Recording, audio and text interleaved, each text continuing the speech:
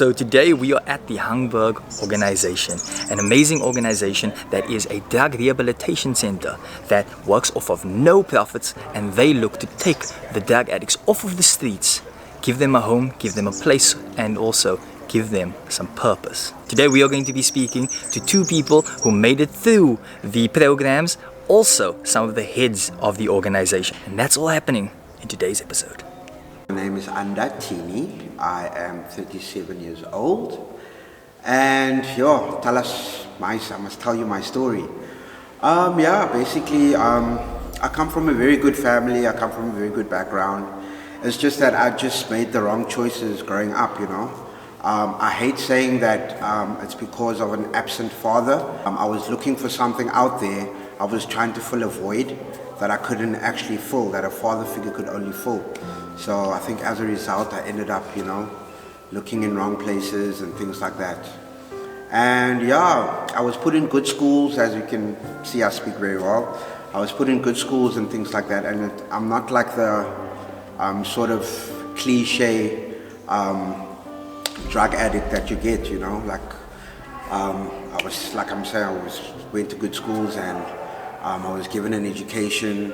It's just that something was missing in my life, and then, started mixing with the wrong friends, and I just got stuck and bound into the drug addiction, the drug addiction part for many, many years of my life, and so I just got sick of the whole cycle, coming right and then falling again, coming right for many years. I've wasted doing drugs and trying to please a friend pleaser. I was sick and tired of being sick and tired, and I just put myself first, and I decided to come to Hamburg Dreams. I've realized that this is what I've been needing all of my life because of the opportunities that I've been given since I've been here, We're getting life skills. We get to speak to people about problems, and as a result, I'm actually now 11 months sober, and I'm working as well. And those were just like some of the goals. When I came into Hamburg Dreams, I was like, I set myself certain goals, and Hamburg Dreams has helped me to reach those goals, and they've equipped me with a lot of tools that I'm going to need for actually when I go out of here. The actual process begins is when I'm outside in the world. So they've provided me with all the tools that I need, just to go out there and tackle the world. At the rehab center, it's actually, for me, I find it's like a home, man, because at the end of the day, the people that you surround yourself with knows what you're going through because they also come from the same background. So the people that you're speaking to, you have nothing to hide, you feel, because I used to struggle with lying as well, now that I'm here, I feel like I don't have to lie anymore. I can be honest about my addiction. If I feel like I'm craving, I can just go to a facilitator and be like, hey, look, this is how I feel, how can you help me? For most of my life, I couldn't do that with my parents. So now that I'm here, a lot of things are honest, So it's a very healthy environment. We do hiking, we do a whole lot of activities. It's fun being here. I enjoy being here. The common drugs now in this generation, I would say, is mandrax and crystal meth, which is known as tick and buttons. So that is the drugs that is actually really, really destroying our youth now. It's cheap. It's very easy to get. When I started, I thought, no, it's just going to be a weekend thing. But I mean, it really fools you into thinking that you have it under control. But after about a couple of months, you're just stuck in it. In most cases, when you are on drugs, all the doors shut. Like all access to your family, friends, good friends, like everything, no one wants to do. You have nowhere to go. That's most of, in my case as well. One of the big reasons why I also decided to come is because I had nowhere to go, because the drug abuse consumed me, and it's just the way that my family looked at me, the way that my friends, my good friends looked at me. It just, all the doors were shut and had nowhere to go. And I find that that's mostly what brings people to recovery, having nowhere to go. And I think God puts them in a place whereby they're actually forced, to come. It has a very, very, very great impact on the family. Your family doesn't trust you anymore. You also lose yourself as well. I mean, you forget how to have fun. You can't even have fun anymore without smoking something, And you're just always lying. So your family doesn't know when to believe you or when to trust you, And it's not a case that your family doesn't love you. They love you, it's just that they don't know how to deal. Do you understand? And also, when you are in recovery, it's also a recovering process for them as well, As you coming right, maybe your family will never forgive you for the things that you've done, And those are some of the things that we are taught that we need to deal with as well, because most of the way our family feels about us is our own fault. Do you understand? Because they will always have that doubt in their mind. Oh, he's going out now. Oh, what if he smokes? Or what if he does this? What if he does that? So I guess the family will be scarred forever. So it's up to you as the recovering addict. Guard yourself and guard them by just reassuring them all the time. For example, if you're going out, you call them, you tell them where you're going. Keep in contact with them, just so that you get that mindset out of them, because it's hard for them to actually see you in a different light. Take some time. Just take the step forward, like love yourself. If you feel like all the doors are closed, take the first step by loving yourself and just making that sacrifice of valuing your life. Because at the end of the day, it is your life. Value yourself. And once you value yourself and you love yourself, everything else will fall into place. My name is Agra Williams and I'm 20 years old. My story is that I was a drug addict that was on crystal meth and matrix. And the reason why I came to this facility is because I was emotionally broken. And the time that I decided to come here was December last year, when my sister lost a baby of theirs. And then because they are bringing up a little one, I just thought, as an auntie, I need to also set example one day in life, so that she can look up to me as a good role model. For me personally, at the rehab center, it's good, man. It's a healthy environment, because you can focus on working on yourself with inside of yourself, like where your heart is concerned, like where the hurts, and you get a lot of help here, like you see social workers and you have individual sessions, and we get a lot of opportunities. So we also get tools for one day, so when we leave this facility, we can implement it in our daily lives. Yes, they are, and the common drugs I see is crystal meth, heroin, and cocaine. That is like one of the main drugs that actually messes up our youth, because if you look around, you see school children using it, and it's heartbroken to see it actually. Are children that young using drugs? Yes, they are. They actually are children that young using drugs. For me personally, I can speak for myself. The reason why I went on drugs is I came out of a good family, and at the age of 13, my parents broke up, and I couldn't understand why all of this is happening, because I wasn't brought up like that. So that was the cause of me falling into drugs, because me seeing that my father cheating and knowing that I was young, going with him to this woman, that's what actually hurt me as I grew older, to understand that he was actually using me. That's how I felt. He was using me to actually get his thing right. So that was actually the cause of me getting onto drugs. Hi, my name is Florence Clark. I'm a facilitator at Hangberg Dreams.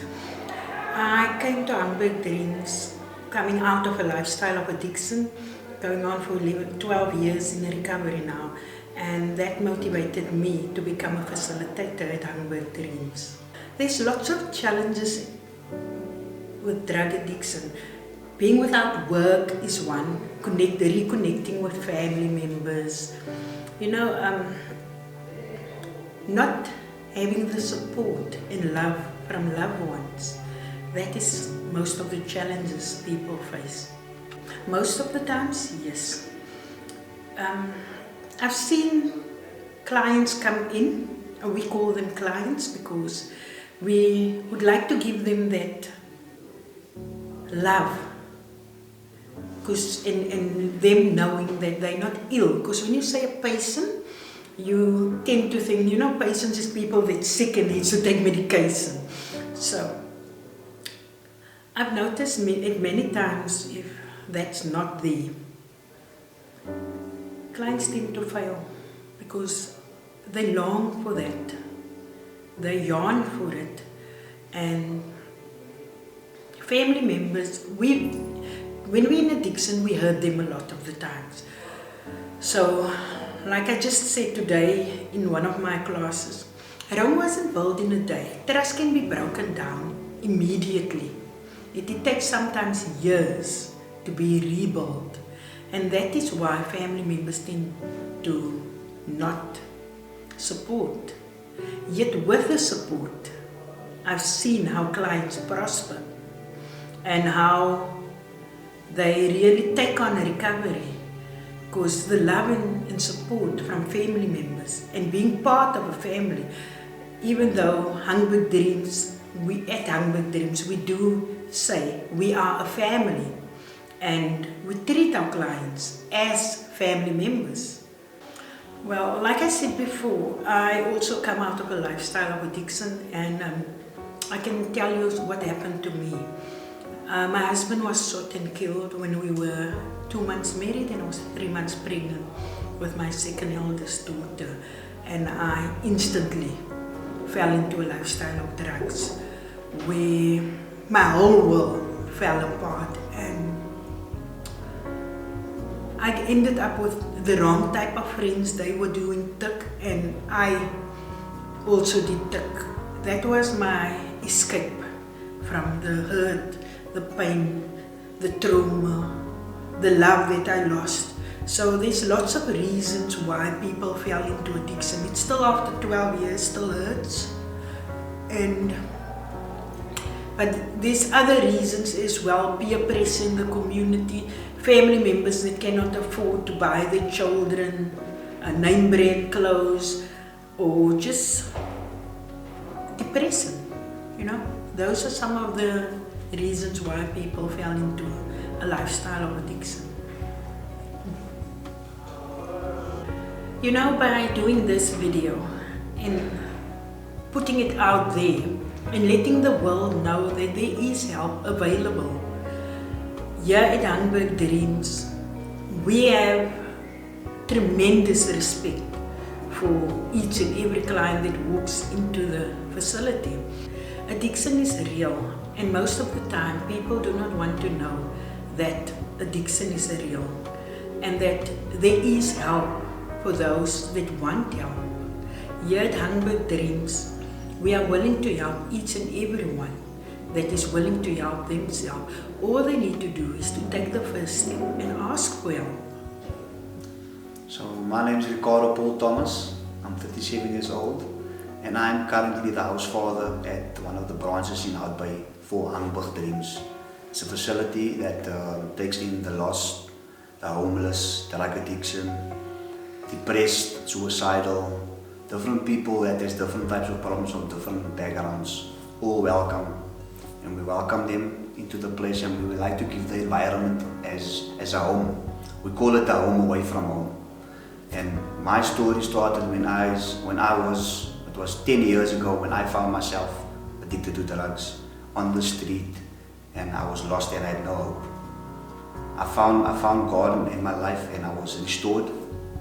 And when at the place where I found God and where I got restored, I started learning that I have this special type of passion for people, where I get a certain type of kick out of seeing another person going from having no hope to having hope. And there was nothing more soul satisfying for me. So I always had that in my heart, and I always kept it in the back of my mind. And today, through the grace of God, I found myself running one of the rehabs, and I do it with a passion because I really love people. Drugs changes as generations change. And when I found myself in drug addiction, at that time it was crystal meth and mandrax and all of that. But today you have cocaine that is coming up on the market, and it's being sold in quantities and in smaller amounts so that it can reach the younger generation. It's no longer an expensive drug. It's affordable now and it's reachable for the generation of today. From as old as 10 years old, it starts. You know, I've seen people come into the facility from different types of backgrounds. They come from the wealthiest homes, well-respected, disciplined, organized families. And you wouldn't expect that a family member coming from that type of background in that home would end up on drugs. But I'm telling you, I've seen it happen. And for different types of reasons. Because a lot of people, they might have all the money, they might all have the material things, but then they won't have the present father. You understand? He gets everything what he wants, but emotionally he's not being taken care of. The father is not present in his life. And then there's another factor like peer pressure. Because it fascinates them before it assassinates them. So it looks like a nice thing, and because of the whole club scene and everything, that's how it starts, and that's how they get pulled in. My drug addiction affected my whole family. It can go from you using, to your brother using, your father using, your mother using, your cousins using, the whole family using. It can take one person in the family to be addicted to drugs and influence the rest of the family. That's one of the ways how drug addiction can affect the family in a bad way. Another way is it can cause separation in a marriage, because the one is always standing up for the child and the other one is sick and tired of trying all the time to help the child, and that can cause problems in a marriage. That's another bad way that it can affect the family. Society plays a big role. You know, when I was on drugs, there was no doors open for me. There was no place that I could go to because of society. You get looked down on because of the decisions that you make, because of who you are. People close their doors because they don't trust you. They look at you like you have a disease. They look at you like there's no hope. And as if society can change that way of thinking and that way of approach where drug addicts is concerned, it will really save a lot of people, and it will help a lot of drug addicts, because that causes them to go to the last resort, which is suicide, or just to carry on the way they carry on. Because I'm giving up on myself because everyone else gave up on me. Hamburg Dreams is a facility that focuses on helping the lost and the bound, winning the lost at any cost, giving them the environment at home, like a home away from home. And not only providing different types of programs, but once they finish a program, they also get assistance with learner's license, and they get the focus on the character and helping them to fit back into society.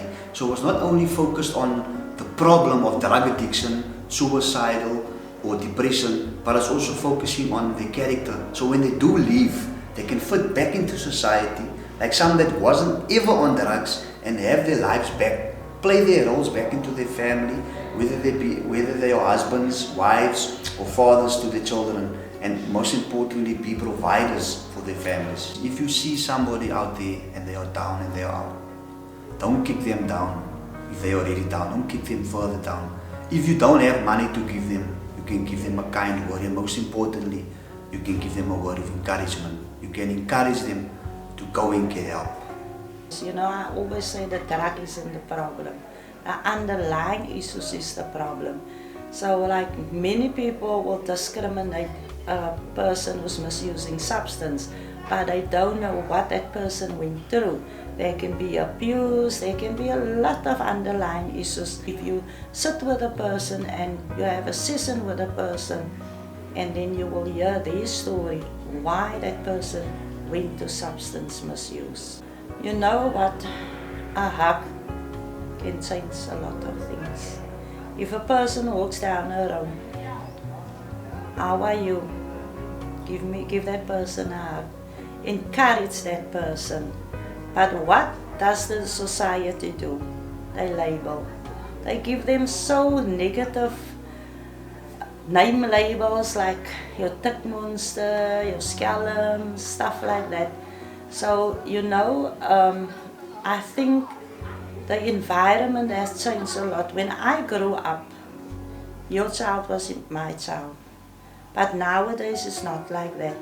And you know, only that one word, hello my child, how are you, give me a hug, give that person a smile and encourage that person, that will make a huge difference. Don't be stuck in your own world. Come out and ask for help. There is help.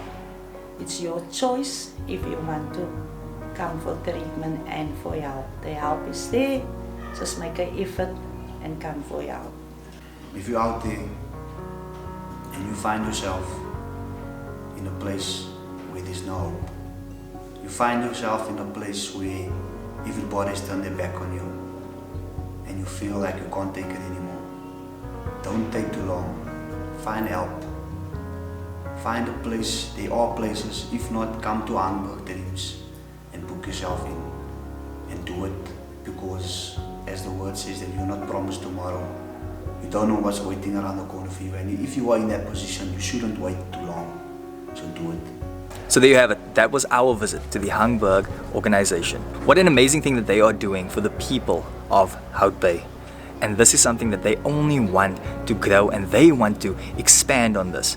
So please do them a favor by sharing this video out and spreading their message to the rest of your community. Thank you so much for watching, and if you like this video, then I think one that you should check out right now is this video right here.